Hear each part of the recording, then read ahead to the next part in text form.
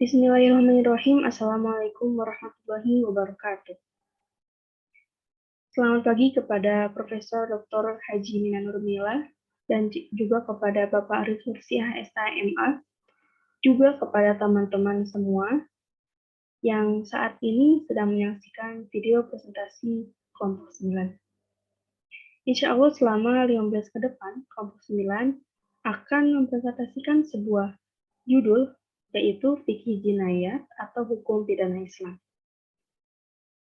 Adapun anggota kelompok 9 ini terdiri dari 5 orang. Yang pertama ada saya, Hanafita Sulaiman, kemudian Ika Ardianti, Lailatul Tri Maulida, Latifah Hasanah, dan Muhammad Sodik Najaruddin.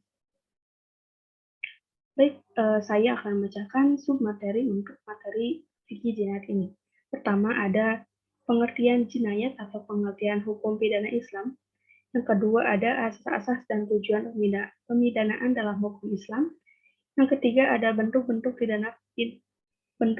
tindak pidana hudud dan sanksi hukumannya. Yang keempat ada konsep diat. Yang kelima ada bentuk-bentuk takzir dan hukum dan sanksi hukumannya. Yang keenam ada aspek-aspek pidana Islam yang berpeluang untuk dikembangkan dalam konteks kekinian. Tanpa berlama-lama lagi, kita langsung saja kepada materi pertama, yaitu mengenai pengertian fikih jinayat atau pengertian hukum pidana Islam. Hukum pidana Islam adalah terminologi yang dipergunakan terhadap jinayah dalam Islam. Istilah hukum berasal dari bahasa Arab, yaitu hakama yahkum hukman, yang artinya mencegah atau menolak. Mencegah di sini adalah mencegah ketidakadilan, mencegah kezaliman, mencegah penganiayaan, dan menolak segala bentuk kemaslahatan. Sedangkan jinayah berasal dari kata masdar, yang dimana kata fiilnya, kata kerjanya, fiil madinya, yaitu jana, yang mengandung arti suatu kerja yang diperuntukkan bagi satuan laki-laki yang telah berbuat dosa atau salah. Dengan begitu, bila disebutkan pelakunya itu adalah wanita, maka katanya adalah janiyah. Nah, jinayah menurut bahasa adalah sebuah perbuatan yang diharamkan, yaitu perbuatan yang diberi peringatan dan dilarang oleh syarak, karena akan mendatangkan kemudaratan pada agama, jiwa, akal, harta, dan juga kehormatan. Dalam Al-Quran, jinayah diklasifikasikan menjadi 3, yaitu jarimah qisas, jarimah had, dan jarimah taksir. Kita masuk kepada submateri kedua, yaitu asas-asas dan tujuan pemidanaan dalam hukum Islam. Untuk asas-asas hukum pidana Islam ini terdapat 5 asas. Yang pertama ada asas legalitas, asas amal ma'ruf nahi mungkar, asas teritorial, asas material, dan asas moralitas. Adapun tujuan pemidanaan hukum Islam itu ada 5 tujuan. Yang pertama, memelihara agama, memelihara jiwa, memelihara akal, memelihara keturunan, dan memelihara harta.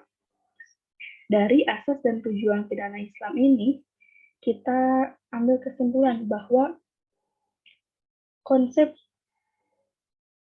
fikih jinayat atau konsep tujuan pemidanaan hukum Islam ini berorientasi kepada kemaslahatan bagi manusia. Maka dengan terwujudnya, maka untuk tercapainya kemaslahatan ini diperlukanlah asas-asas dan juga 5 tujuan yang dapat mewujudkan kemaslahatan bagi umat manusia. Baik, mungkin sekian yang saya sampaikan. Untuk materi selanjutnya akan dijelaskan oleh rekan saya. Kepadanya dipersilakan. Baik, materi selanjutnya yaitu bentuk-bentuk tindak pidana hudud dan sanksi hukumannya. Yang pertama ada zina. Zina merupakan suatu perbuatan yang melakukan hubungan seksual antara laki-laki dan perempuan yang belum menikah, yaitu dengan memasukkan zakar ke dalam faraj yang haram tanpa adanya syubhat dan secara naluri mengandung syahwat. Hukuman terhadap pelaku zina adalah dicambuk sebanyak 100 kali, berdasarkan firman Allah Subhanahu wa Ta'ala dalam surah An-Nur ayat 2. Kemudian yang kedua qazab. Qazab menurut bahasa yaitu melempar. Menurut istilah syara adalah menuduh orang lain telah berzina, baik yang dituduh itu laki-laki maupun perempuan. Qazab jika tidak mendatangkan 4 orang saksi, maka akan diberikan hukumannya itu dengan dijelit sebanyak 80 kali. Berdasarkan firman Allah yang terdapat Quran surah An-Nur ayat 4. Kemudian yang ketiga yaitu syarikah atau mencuri. Dalam syariat didefinisikan yaitu harta yang diambil oleh seseorang yang sudah berakal balik dan dilakukan secara diam-diam dari tempat penyimpanan tanpa alasan yang dapat ditolerir. Hukuman yang dijatuhkan kepada pelaku pencuri adalah potong tangan dengan berdasarkan firman Allah yang terdapat dalam Al-Quran Surah Al-Maidah ayat 38. Kemudian yang keempat ada khamr atau minuman yang memabukkan. Larangan meminum minuman keras dijelaskan secara tegas di dalam Al-Quran dan Sunnah. Hukuman atau sanksi pidana untuk pemabuk memang tidak ditentukan secara jelas dalam rangkaian ayat tentang pengharaman khamr. Menurut Imam Malik dan Imam Abu Hanifah, hukuman untuk peminum khamr adalah denda 80 kali. Sedangkan menurut Imam Syafi'i dan satu riwayat dari pendapat Imam Ahmad, hukuman untuk peminum minuman keras tersebut adalah denda 40 kali. Akan tetapi mereka memperbolehkan hukuman denda sebanyak 80 kali apabila hakim atau imam memandang perlu. Kemudian yang kelima adalah hirabah atau merampok. Perampokan adalah suatu perbuatan pengambilan harta orang dengan cara kekerasan dan pembunuhan. Hukuman terhadap pelaku hirabah adalah dibunuh atau disalib atau dipotong tangan dan kakinya secara berseling atau diasingkan. Dasar hukum hirabah terdapat dalam firman Allah surat Al-Maidah ayat 33. Kemudian yang keenam yaitu pemberontakan. Pemberontakan atau al-bagyu menurut bahasa dalam mencari atau menuntut sesuatu. Sedangkan menurut istilah adalah pemberontakan itu yang keluar dari ketaatan kepada imam atau kepada negara yang benar atau sah dengan cara yang tidak benar. Sanksi pidana terhadap pemberontakan yaitu dihukum mati berdasarkan dengan firman Allah Quran Surah Al-Hujurat ayat 9. Kemudian yang terakhir ada murtad. Murtad atau riddah adalah kembali dari agama Allah kepada kekafiran, baik dengan niat perbuatan yang menyebabkan kekafiran atau dengan ucapan. Dasar hukum jarima riddah terdapat dalam Al-Quran Surah Al-Baqarah ayat 217. Baik, materi selanjutnya akan dijelaskan oleh rekan saya. Terima kasih. Baik, selanjutnya yaitu mengenai konsep diat. Yang pertama yaitu tentang faktor penyebab dikenakannya hukuman diat, yaitu pembunuhan sengaja, kemudian pembunuhan semi sengaja, kemudian pembunuhan karena kesalahan, dan yang terakhir yaitu tindak pidana atas selain jiwa. Nah, yang kedua yaitu bentuk pembayaran diat. Menurut Imam Malik, Imam Abu Hanifah, dan Imam Syafi'i, dalam Qaul Qadim, diat dapat dibayar dengan salah satu dari 3 jenis, yaitu yang pertama ada unta, kemudian emas atau perak. Nah, alasan tersebut didasarkan kepada hadis yang diriwayatkan oleh Amr ibnu Hamzari, ayahnya dari kakeknya, bahwa Rasulullah SAW menulis surat kepada penduduk Yaman. Kemudian yang ketiga yaitu jenis-jenis diat. Yang pertama ada diat mughala'ah atau diat berat.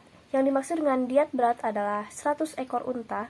Diat ini diberlakukan kepada pembunuhan sengaja yang mendapat pengampunan dari wali korban dan pembunuhan semi sengaja. Kemudian ada diat mukhafafah, yaitu diat yang diperingan. Nah, diat ini diwajibkan atas pembunuhan tidak sengaja, berlawanan dengan diat mughaladhah. Keringanan diat ini terlihat dalam aspek yang pertama, pembayaran ditanggung sepenuhnya oleh pelaku, dan pembayaran dapat diangsur selama 3 tahun. Kemudian yang keempat yaitu yang membedakan antara sanksi antara terpidana laki-laki dan perempuan. Dari Abu Dawud meriwayatkan dari Ikhrimah dari Ibnu Abbas radhiyallahu an, ia berkata bahwa seorang dari Bani Adi terbunuh, maka Rasulullah SAW menetapkan jumlah diat untuknya, yaitu sebesar 12.000. Abu Dawud juga meriwayatkan dari Amr bin Syu'ain dari ayahnya dari kakeknya, dia berkata, kadar diat pada zaman Rasulullah SAW adalah 800 diar atau 8.000 dirham. Ketika itu, diat ahlul kitab adalah setengah dari diat kaum muslimin. Nah, syariat Islam juga menetapkan diat wanita adalah setengah dari diat laki-laki. Yang kelima yaitu hikmah ketetapan diat. Al-Jurjawi bahwa hikmah adanya hukuman kisos diat adalah keberlangsungan hidup manusia di dunia. Tindakan preventif agar manusia tidak saling membunuh yang akan mengakibatkan kekacauan dalam masyarakat, serta menegakkan keadilan di tengah-tengah masyarakat. Ketetapan hukuman diat dengan harta adalah untuk kepentingan dua belah pihak, dari pihak pembunuh dengan membayar denda secara damai kepada keluarga terbunuh. Dia akan merasakan kehidupan baru yang aman dan diberi kesempatan untuk bertaubat ke jalan yang benar karena merasakan betapa berharganya kehidupan. Slide selanjutnya akan dilanjutkan oleh teman saya. Baiklah, saya akan menjelaskan bentuk-bentuk takzir dan sanksi hukumannya. bentuk-bentuk takzir terbagi atas dua, yaitu yang menyinggung hak Allah dan yang menyinggung hak individu atau manusia. Dalam takzir, hukumannya tidak ditentukan oleh syara, melainkan hakim diperkenankan untuk mempertimbangkan bentuk dan kadar dari hukuman tersebut. Selanjutnya, sanksi hukuman. Dari jenis-jenis jarimah takzir, maka hukuman takzir dapat dibagi menjadi 4 bagian, yaitu yang pertama, hukuman takzir yang berkaitan dengan badan, yaitu hukuman mati dan jilid. Ulama Syafi'i memperbolehkan hukuman mati sebagai takzir dalam kasus penyebaran aliran-aliran sesat yang menyimpang dari ajaran Al-Quran dan As-Sunnah. Hukuman jilid untuk takzir bisa ditetapkan dalam berbagai jarimah, dan hukuman jilid takzir tidak boleh melebihi hukuman jilid dalam hudud. Menurut ulama, jarimah yang dikenai sanksi takzir jilid diantaranya percobaan perzinaan, pencurian yang tidak mencapai nisab, kerusakan akhlak, dan orang yang membantu perampokan. Yang kedua, sanksi takzir yang berkaitan dengan kemerdekaan seseorang seperti hukuman penjara dan pengasingan. Hukuman penjara terbagi atas dua, yaitu penjara yang dibatasi waktu dan penjara yang tidak dibatasi waktu. Hukuman pengasingan bisa dijatuhkan kepada para pelaku jarimah yang dikhawatirkan dapat memberikan pengaruh buruk terhadap masyarakat. Yang ketiga, sanksi takzir yang berkaitan dengan harta, yakni perampasan harta dan penyitaan harta. Hukuman takzir dengan pengambilan harta bukan berarti pengambilan harta pelaku untuk diri hakim atau untuk kas negara, melainkan menahannya untuk sementara waktu. Yang keempat, sanksi takzir lainnya. Hukuman takzir lainnya diantaranya, yang pertama, peringatan keras dan dihadirkan di hadapan sidang. Yang kedua, nasihat. Oleh Ibnu Abidin adalah memperingatkan si pelaku bila ia lupa tergelincir kepada sesuatu kesalahan yang bukan kebiasaannya. Yang ketiga, celaan. Menurut Al-Mawardi, celaan dilakukan dengan cara memalingkan muka, menunjukkan ketidaksukaan. Yang keempat, pengucilan. Pengucilan adalah larangan berhubungan dengan si pelaku jarimah dan melarang masyarakat berhubungan dengannya. Yang kelima, pemecatan. Pemecatan adalah melarang seseorang dari suatu pekerjaan tertentu, menurunkan atau memberhentikan dari suatu tugas atau jabatan tertentu. Yang keenam, pengumuman kesalahan secara terbuka seperti diberitakan di media cetak atau elektronik. Sekian dari saya, dilanjutkan oleh rekan saya. Yang selanjutnya yaitu yang F, aspek-aspek pidana Islam yang berpeluang untuk dikembangkan dalam konteks kekinian. Aspek pidana Islam yaitu meliputi yang pertama, hukum korupsi menurut Islam. Islam memandang korupsi sebagai perbuatan keji. Perbuatan korupsi dalam konteks agama Islam sama dengan fasad, yakni perbuatan yang merusak tatanan kehidupan yang pelakunya dikategorikan melakukan jinayat al-kubro atau dosa besar. Yang kedua, ada hukum narkoba dalam Islam. Agama Islam sendiri sangat melarang hambanya untuk mengkonsumsi narkoba secara ilegal. Hal ini dituliskan dalam ayat Al-Quran yang menjelaskan larangan penggunaan narkoba. Dan poin yang ketiga, ada hukum zina menurut Islam. Dalam agama Islam, pelacuran atau perzinahan merupakan salah satu perbuatan zina. Pandangan hukum Islam tentang perzinahan jauh berbeda dengan konsep hukum konvensional atau hukum pasif atau hukum positif. Karena dalam hukum Islam, setiap hubungan seksual tanpa ikatan pernikahan atau yang diharamkan seperti pelacuran masuk ke dalam kategori perzinahan yang harus diberikan sanksi padanya.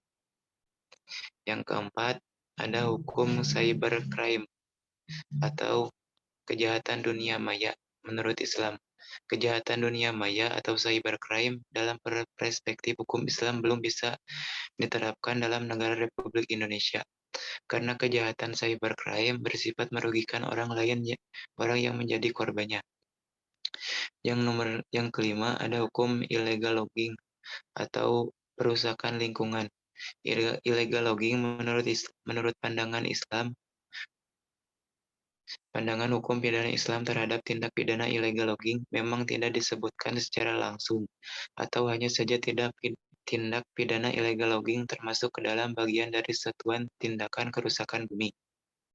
Baik teman-teman, tak terasa kita sudah sampai kepada kesimpulan. Dengan itu akan saya sampaikan, akan saya bacakan. Islam adalah agama yang disampaikan oleh Nabi Muhammad SAW berdasarkan wahyu Allah. Hukum Islam bersumber dan menjadi bagian dari agama Islam. Fikih jinayah adalah segala ketentuan hukum mengenai tindak pidana atau perbuatan kriminal yang dilakukan oleh mukallaf, yaitu orang yang dapat dibebani kewajiban, sebagai hasil dari pemahaman atas dalil-dalil hukum yang terperinci dari Al-Quran dan hadis. Hukum ini diatur untuk mencegah atau menolak, yaitu mencegah ketidakadilan, mencegah kezaliman, mencegah penganiayaan, dan menolak bentuk kemufsadatan. Baik, dengan dibacakannya kesimpulan, maka presentasi hari ini sudah selesai.